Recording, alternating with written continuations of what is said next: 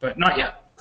Um, Here's another one. On the VMs for Amazon, someone asked how you did it without installing all the software, and I can actually answer this one.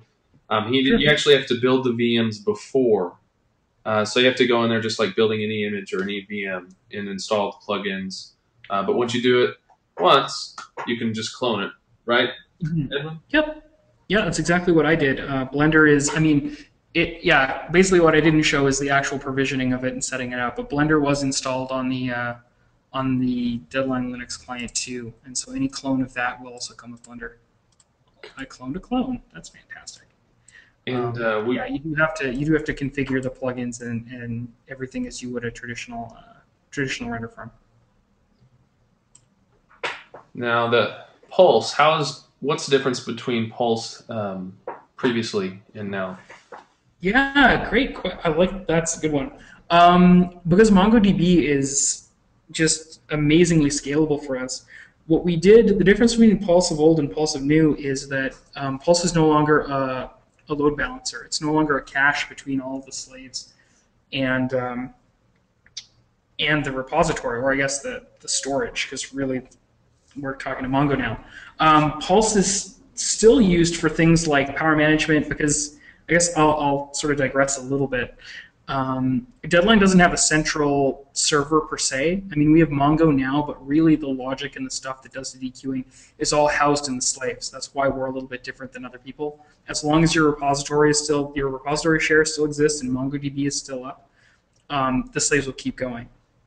So what happened because of that is anytime that we needed server-like functionality, for example, for power management, starting and stopping machines as farm usage dictated, we put that in Pulse.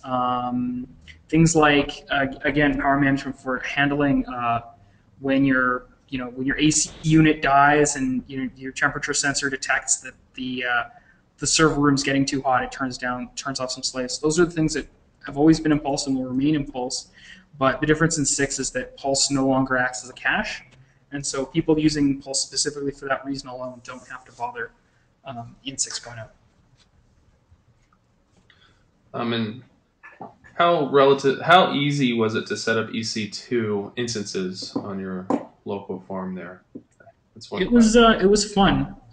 It's not awful. Um, it's similar to how you would set up a traditional farm. So you would spool up an instance, um, sort of log into it, install the software you need, whether it's Windows or Linux. You connect to it as you're used to. You can either use RDP on Windows or SSH on Linux, and set it up as you normally would, and get it there. What I'm having fun with right now is setting up a VPC. So Amazon allows you to set up a fully virtualized network where only the nodes you want have access to the outside world, and that's what I've been playing with a little bit. And I'm still getting to it. Right now, we're doing security groups and some encryption stuff, but no, it's a learning experience for everybody. I'd love to, if you've got thorough experience with Amazon, I'd love to pick your brain and we can work together to find the solution that works for you. But setting the actual setup of the instances very easy. The networking stuff, getting the VPN things there is it's a little bit more challenging. But I'll give you, if you need help, give me a call. I'll share the knowledge I have and we can work something out. All right, and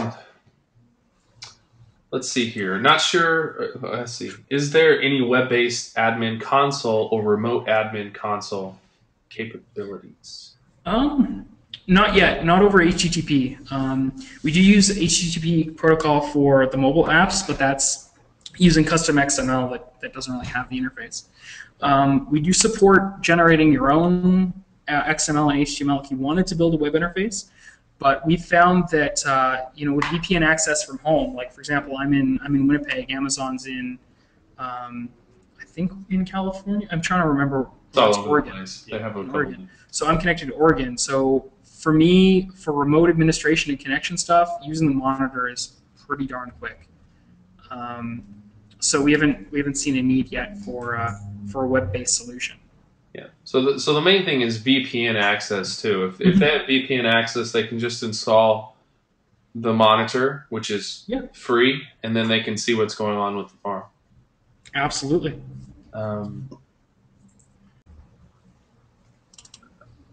Oops. There is a mention of someone not needing, like we don't need mono. You actually do need mono for the core. Mm-hmm. It's the most updated, latest, and greatest mono, and you don't have so much of it that you hate it. So you do need it. Well, it's definitely, as I said before, like mono was always kind of a trick with OS 10, but with Deadline 6, we're bundling it along with the installer, so you no longer have to worry about it. You don't have to grab 2.6.7, and it's ready to go out of the box. Here's another one. Should the repository have fast storage, or is it okay to just have enough RAM? It depends. So the biggest issue with render farms is the assets you need to pull. So if you are storing a lot of scene files within, if you're storing a lot of scene files in your repository, like if you're doing submissions of your assets and scenes, you should have either your repository on fast storage or configure Deadline to store those files on a different server. But really, Deadline itself, actually in Deadline 6, we require even less for the repository because all of the heavy lifting is now done by Mongo that's really capable of that. Really now, we just copy a few scripts here and there and we store some logs. They're bzip, by the way. Logs are tiny now. But no, really almost anything will be good for the repository if you're not submitting scene files. I'd make sure that you've got some pretty quick storage for the assets that you're going to be rendering.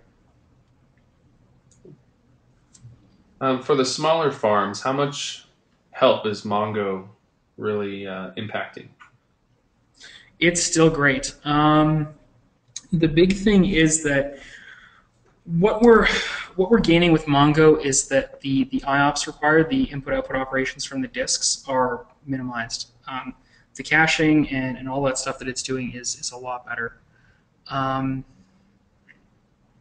As far as if you had only a couple of machines, you probably won't notice a difference. But the ease of setup, I guess I can talk about this a little bit more. With OS 10, some users had trouble with setting up user permissions for sharing out the repository, and with Deadline 6. We no longer have to. So in Unix, when you write a file, you're the only one who has access to write to that file.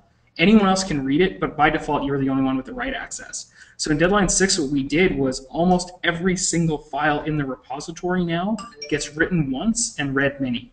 So setting up permissions is far easier now in 6 than it ever was in 5 and previous releases. So that's I guess the chief benefit from 6 on the smaller farms. Cool. I don't think we can name them all, but the question is, what job types are supported in Deadline 6? Job types? Yeah. So basically, pretty much everything that was in 5.2 originally, right? Yep. We've removed some of the really obscure ones that no one ever used. Okay. Because we just didn't want to, worry about maintaining those scripts anymore.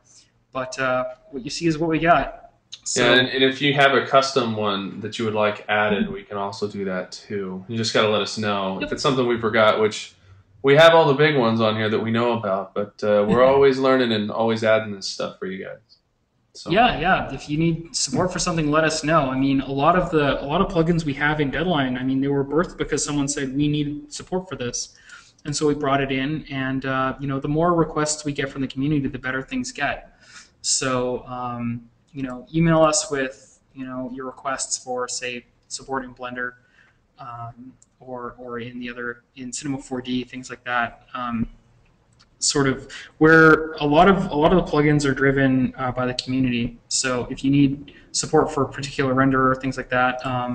A good example is I don't think it's a big deal, but we're going to be supporting tile rendering in Maya with Arnold finally, And I mean, that came about only because someone came up and said, we're using Arnold. We need support for this. Can you do it?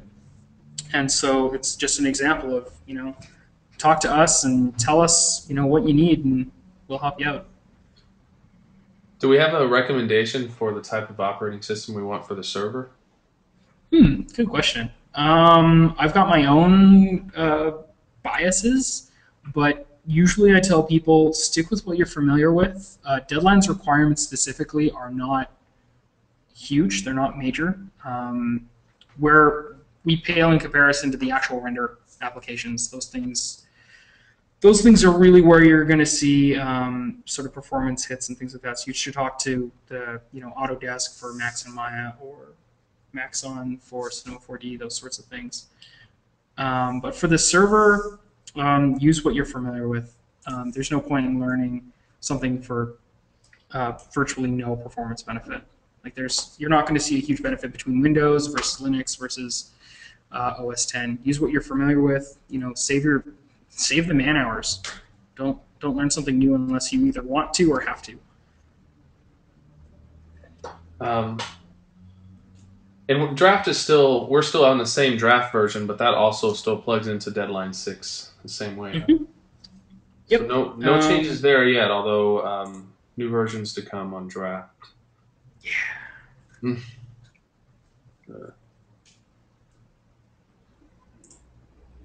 Should we bring up what Draft is? I guess it's kind of out of the scope. It's bundled with it. I mean, do you have it loaded on that system there, or we can talk about it a little bit?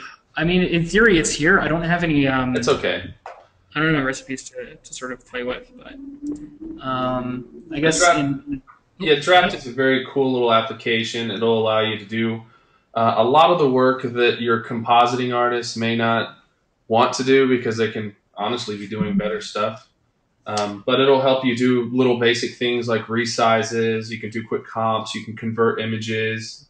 You can do text annotations. You can basically do all of these little things to where if you send that work to a technical director or to your comp artist, he's gonna feel like he's just doing little work that doesn't, it's all automated. He doesn't need to be focusing on that anyways. He can be doing something else. So Draft allows you to do that. So slates and templates and all that fun stuff, it'll automatically do that stuff in the background for you. It just plugs right into Deadline, and it comes with Deadline so long as you're current on your support and maintenance contract. It's free. So if you don't have it now and you'd like to play with it, send me an email. If you're on Deadline support, we can get you using that. But we have actually had several customers that absolutely love it. They're telling us we should charge for it, but we don't want to charge for it. So, not yet.